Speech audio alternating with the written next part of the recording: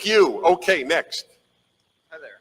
Hi. Preface, probably don't agree on a lot of things, but we might agree on something. My biggest issue is healthcare. Your biggest issue was healthcare? Yes. Yeah. A Reuters-Ipsos survey found that 85% of Democrats and 52% of Republicans support a Medicare-For-All policy. The progressive side of the Democratic Party embraces this policy. The majority of prospective Democratic nominees are in favor of it. What does it say about the healthcare state in America? Okay, because the speakers are in front of me, it's not as easy for me to, especially when it's red. So what does it say about the healthcare state of America? That what? That The stat is that 85% of Democrats and 52% Republicans want nationalized health care? in a 32,000 figure survey want a Medicare-For-All policy.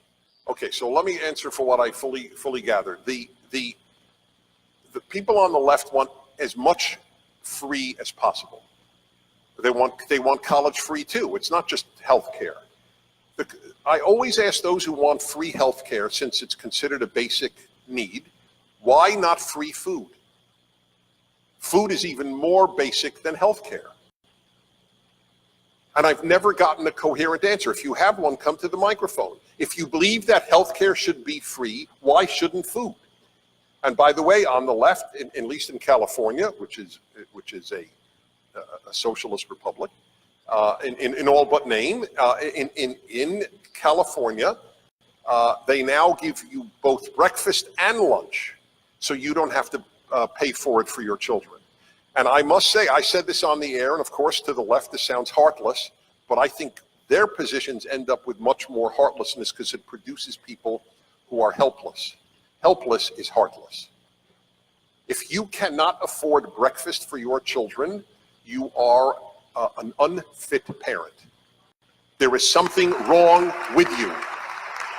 It may be you are so physically incapacitated, and I understand that, and that you have no grandparent, and you have no father involved, and you have no siblings and no cousins, and no one who could give your child breakfast.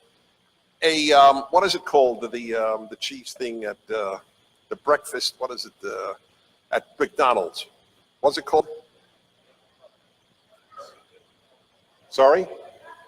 Oh yeah, Egg McMuffin. That's right, the Egg McMuffin. So I don't have the bacon because I don't eat pork products, but I have Egg McMuffin. So it's cheese and egg and a muffin. That's pretty nutritious. It's a lot of protein in there. You'll say it's a lot of fat. Fat is actually good for you. One of the reasons Americans are obese is because they went on high carb, low fat, and it was a typical example of the government giving us the wrong information. It happens all the time. This was a perfect example. The government is one of the reasons people are so fat, and that is that they believe the government, high carbs, low fat. Low fat, non-fat is awful. Fat's good for you, but that's a separate issue, and including heart issues. Okay, but we'll put that aside. If you, what is an Egg McMuffin? $1.99? Is that about the price? Anybody know? Who had one recently? How much? $4? Do I hear 10? Okay, even, I don't believe it's $4. Let's say $3. If you can't afford $3, then there is something wrong with your life. Do you have a phone? Do you have air conditioning? I mean, do you have a good screen TV? I'll bet so. The vast majority of Americans of every economic class do. Anyway, why not free food? And the answer is they believe in free food too. The problem is nothing is free. Also, the problem is this is 330 million people. To provide proper health and not simply bankrupt the society for 330 million people will involve either truly deciding who will live and who will die, as they tend to do countries with nationalized health care. The older you are, the less strict they are about giving you certain surgeries, whereas we hold that even if you're 90, your life is infinitely precious. And it is true, rich people get better health care. That is generally true. So here is the question in life. Why does that invalidate health care as it is? In other words, the fact that some people get better food, some people get better homes, some people have better cars, some people have better clothing, I didn't have the time to show you that the urge for equality is the mother of totalitarianism in the modern world. We just don't have the time to see that. It is also there.